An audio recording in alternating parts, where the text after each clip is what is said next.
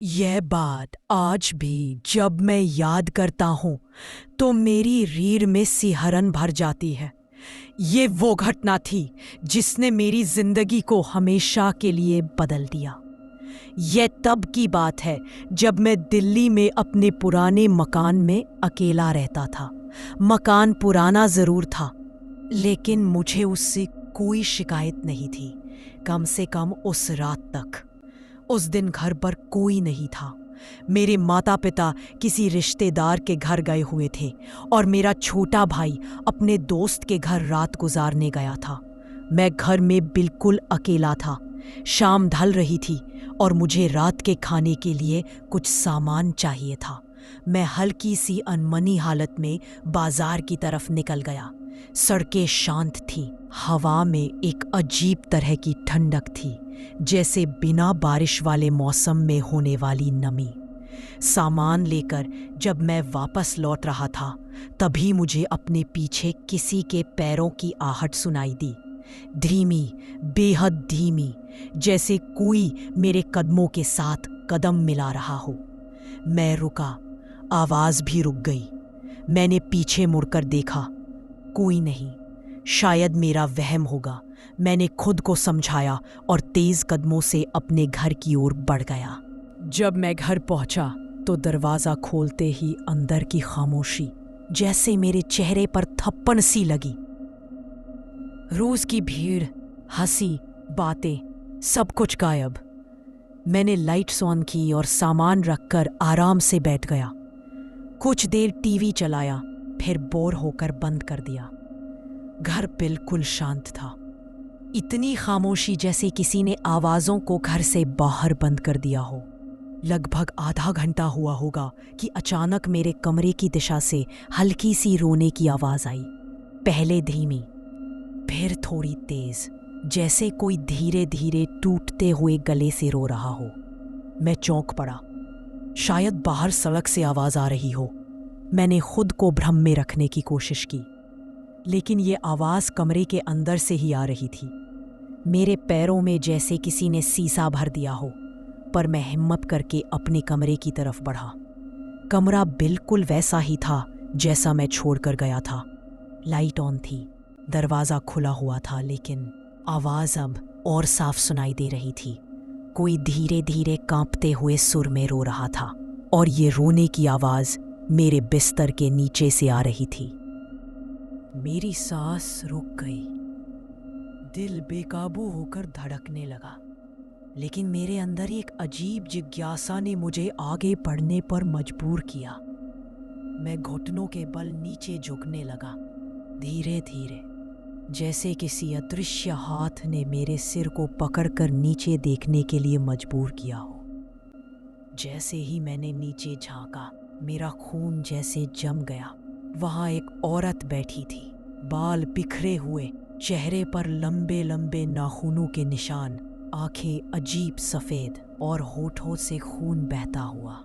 उसकी गर्दन टेढ़ी थी, इतनी टेढ़ी कि इंसानी हड्डियां इतनी मुड़ ही नहीं सकती।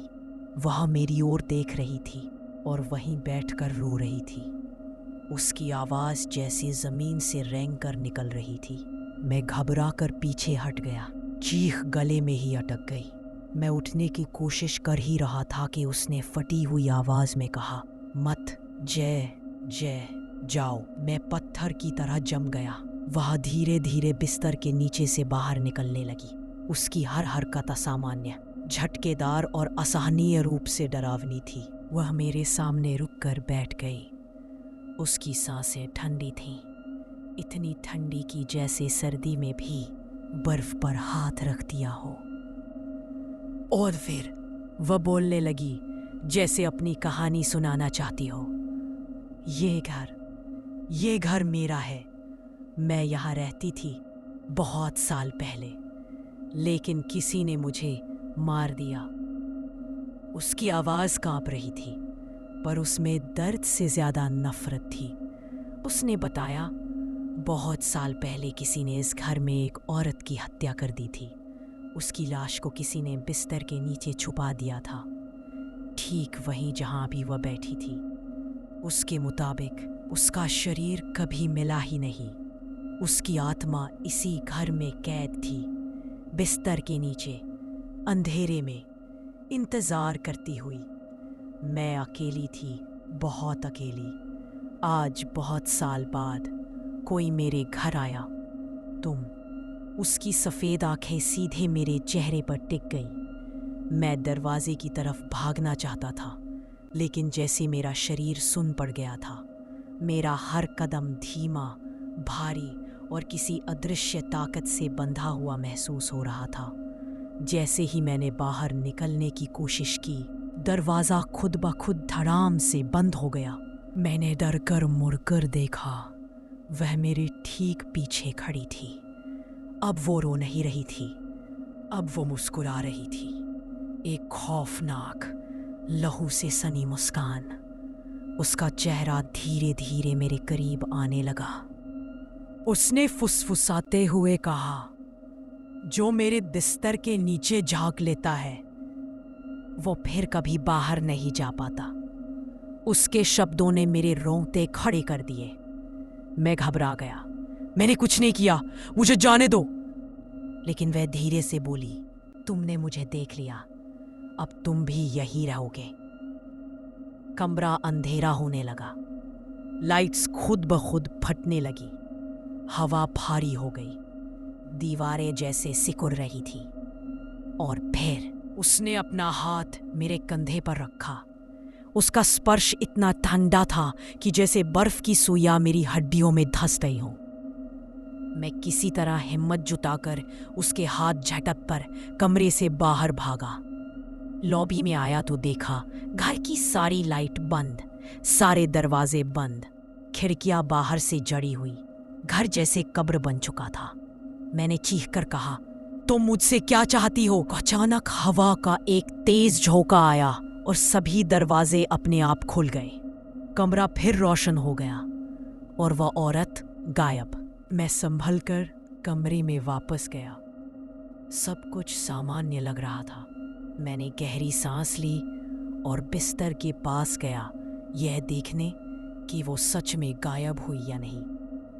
धीरे धीरे मैं नीचे झुका, सावधानी से, धीरे धीरे, और जैसे ही मैंने नीचे झांका, वहां कोई नहीं था। मैंने राहत की सांस ली और उठने ही वाला था कि अचानक मुझे बिस्तर के नीचे से एक धीमी, ठंडी फुसफुसाहट सुनाई दी, मैं वापस आऊंगी। मेरा दिल जैसे रुक गया।